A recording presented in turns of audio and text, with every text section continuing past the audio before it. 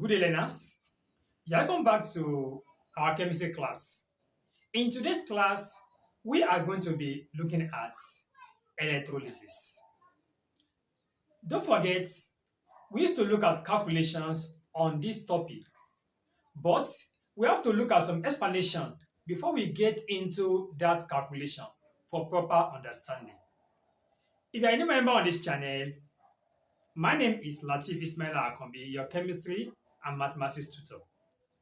Try to subscribe to my channel and click the notification bell for my subsequent content. And do not forget to share, like, and comment as we move on. Now, electrolysis. You see, there are some certain reactions that cannot proceed easily, meaning they are non-spontaneous. Reaction that cannot proceed easily. Now, this reaction, they need some external agents for them to move faster, for them to proceed. And one of these external agents is what we call electricity. So the use of electricity to make a reaction to move faster is called electrolysis. Electrolysis was derived from two words, which are electro and lysis. The word electro means electricity, while the word lysis means splitting. So from here, we can say electrolysis is the splitting of a compound by the use of electricity. Now, what is electrolysis? Electrolysis is a chemical decomposition of a compound brought about by the passage of a direct current through either the molten compound or the solution. Meaning that electrolysis occurs when a compound is being decomposed by the passage of electricity. So when you use electricity, we call this electrolysis. Electrolytic cell. Electrolytic cell is a chamber where electrolysis takes place. It is made up of electrodes, which are divided into anode and cathode. And the two electrodes, which is the anode and cathode, they are immersed in a compound, either molten or in solution, which we call electrolytes. So this container contain an electrolyte, which in other way also contain the anode and the cathode. The combination of anode and cathode is what we refer to as the electrode. Now, when this is completed, connected to a battery and a switch, when immediately this switch is being pressed down, current has to flow. Current has to move from the positive side through this anode into the electrolytes, causing this compound to get decomposed, and then the electron moves back through this particular cathode, and the process goes that way. Now, this anode and cathode, which is the electrode, they can be wire, they can be a plate, which can be a metal or a graphite, which is being connected to a source of electricity using wire. Now, if you now look at this, we have an anode. The anode is the positive electrode of the electrolytic cell, where current enters into the electrolytes, while the cathode is the negative electrode, where current leaves the electrolytes. Now, we now want to look at one particular thing that is very important in our calculation, which is the discharge of these ions or of these elements. Because as electricity takes place, there are some metals that will be deposited in this electrolytic cell, whereas there are some gases that will be leaving this particular electrolytic cell. Then, whereby one of these electrodes will be increasing in value while the other will be reducing in value. So let's look at this. Let us look at the electrolysis of molten sodium chloride. Don't forget that sodium chloride as a compound is a solid matter, meaning that the ions are tightly packed together, are held together in a fixed place.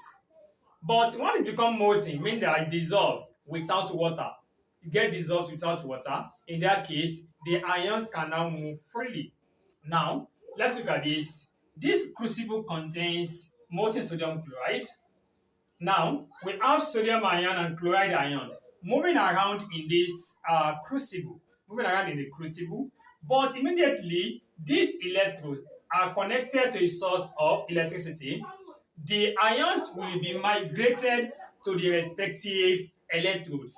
Now, when we look at this, there's a flow of electron from this pole, from the battery, through this negative pole, and then to this cathode. That is, don't forget, the flow of current and electron, they are in different movements. They are in different opposite movements. Meaning that as current is entering into this, it is entering through the anode, likewise, electron is flowing through the what? Through the cathode. Meaning that in this case, electron has to move from this battery, from this negative pole. It has to move. It should be pumping from the positive to the negative pole, move down this way. That is, after this switch has been pressed down. When you press down this switch, press it down, electron has to flow, move through this cathode. When electron flow through this cathode becomes electron rich. It becomes electron rich. In this case, the positive ions, which is this sodium ion, will migrate to the cathode. When it gets to the cathode, this is where we find the name cation. It becomes cation. Now, why this particular pole, which is the anode, this one is deficient of electrons, so it is positively charged. The chloride ion, which is negatively ion, will be migrated to this anode, whereby it becomes an anions. So the negative ions are called anions, the positive ions are called cations, due to the fact that they migrate to different parts of the electrode. Fine. Now, we can now see that when the sodium ion gets to this cathode, they accept electrons because the cathode is rich of electrons. They accept electrons to become neutral sodium. That is, at the cathode. At the cathode, the sodium ion accepts one electron from the cathode to form sodium metal. So this is an aqueous to form sodium metals. Now, where the chloride ion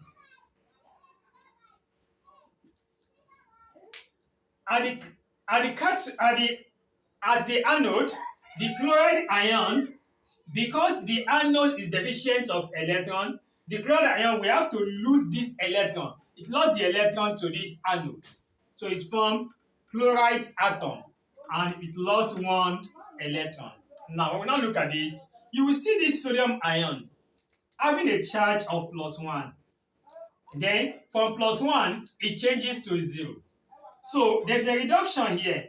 +1 to 0, it reduces. So which means that reduction takes place at the cathode. Then when you look at this anode, we have -1 here, while this chlorine here is 0. There is an increase in oxidation number from -1 to 0. So this one is oxidation. Oxidation takes place at the anode, while reduction takes place at the cathode. This is very, very important for us to understand some of the calculation of electrolysis. Now, when you now look at this properly, chlorine here cannot be written this way. Chlorine is diatomic gas. So it means chlorine atom has to pair with another chlorine atom to form chlorine gas. So which means that here we are going to be having 2 atoms of chlorine. Since we are having 2 atoms of chlorine, then this anode has to be rewritten.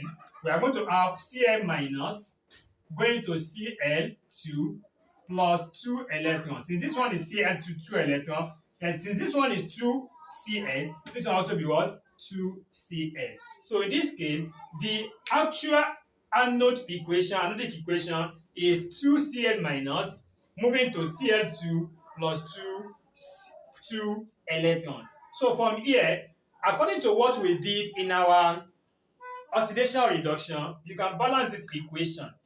Then we have sodium ion plus electron, 1 electron giving us sodium, then 2 chloride ion giving us Cl plus 2E minus. So we can write the overall equation. So this is the cathodic equation, or this one is the anodic equation. We have 2 electrons here, we have 1 electron. Let me multiply this by 2, this by 1. So I'm going to have 2Na plus 2 electrons, giving me 2Na. Then why this one remain 2Cl minus, moving to Cl2 plus 2 electrons. So from here, 2 electrons cancel 2 electrons. So we join 2Na plus 2Cl minus, giving us 2Na plus Cl2. So this is the overall equation that is going to take place in the electrolytic cell. Now, from here, one thing you have to note is oxidation takes place at the anode, while reduction takes place at the cathode. So, before we see in the next class, which is going to be the calculation of electrolysis, we find values in this class. Kindly subscribe to my channel and click the notification bell for my subsequent content. And don't forget to share, like, and comment. Thank you very much.